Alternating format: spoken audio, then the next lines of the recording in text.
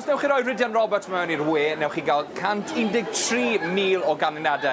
Os newch chi roi Rhydian Bowen Phillips mewn i'r we, gewch chi 16,000 o ganlyniadau. Tybed pa Rhydian mae rhain yma i weld heddi, he? Wythnos ers ti fod o'r raglen, mae wedi bod yn wythnos brysur, mae'n siŵr. Lle ti wedi bod? Odi, mae wedi bod yn brysur ofnadwy, dweud y gwir, ie. Ar ôl i wneud 5, o'n i wedi trefeili nôl i Gaerdydd i wneud mwy promo. O'n i ar fes i rygbi wrth gwrs. Sut atha? Wel, oedd e'n gret i cael y gwahoddiad i ganu cyn y gêm. Oedd ti'n yr extra factor neithwr? Na beth o'n i'n neud. Na fe, fi'n gwybod, mae Rhydian yma'n gwybod beth mae Rhydian yna wedi bod yn neud. O'n i'n gweld, o'n i'n gynulleidfa, gweld y sioe. Mae'n wallgo.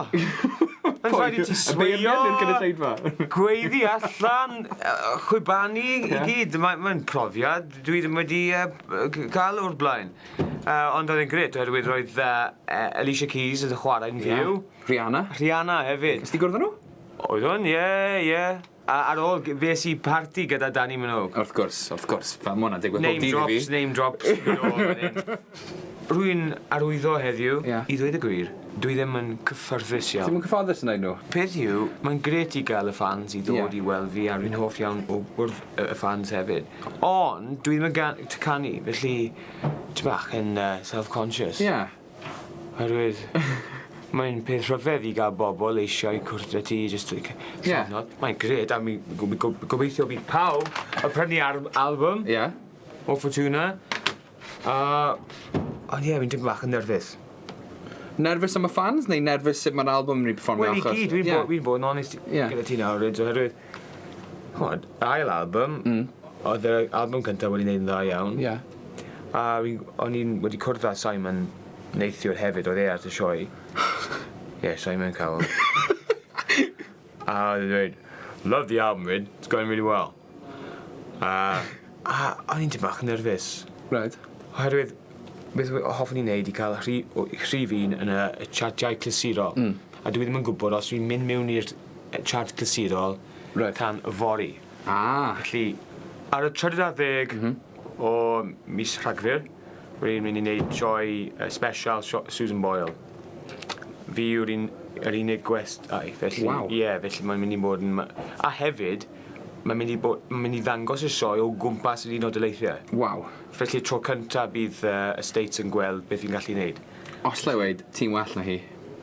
Wel, gwahanol i'r gair. Gwahanol, oce, gei di weid gwahanol. A'r pobl sy'n cefnogi Sue Bolson yn yr un math o fans sy'n cefnogi fi, un math o cerddoriaeth. A wedyn, mis Ionawr, dwi'n mynd i Kenya i adeiladu ysgol. Dyna beth fi'n gwneud.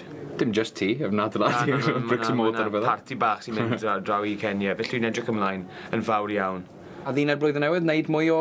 Wel, dwi byth yn wneud y ddined blwyddyn newydd, oherwydd mae'n anodd iawn i mi gadw'r y ddined. Ond hoffwn i wneud mwy i'r elusen. Crossroads Care, a hefyd y lusen yn Kenya sy'n adeiladu ysgolion. Felly mae'r coffi di cyrraedd y ti, fi'n meddwl? Efallai llai o chocolate, fi'n bita gorfod o chocolate.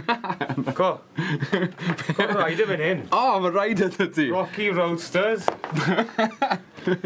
Extremely. Ond... A ffrwythau? One of your 5 a day? Da iawn. Llai o rhain. Llai o rhain. Mwy o ffrwythau. Oce. Ar y nodyn yna. Diolch yn fawr iawn, Nadolig llawer. Mae wedi bod yn bleser unwaith eto, diolch yn fawr. Wel, ydy yn y flwyddyn newydd, gobeithio. A hwyl i bawb sy'n edrych ar 15. Diolch yn fawr. Blwyddyn newydd dda. Nadolig llawen.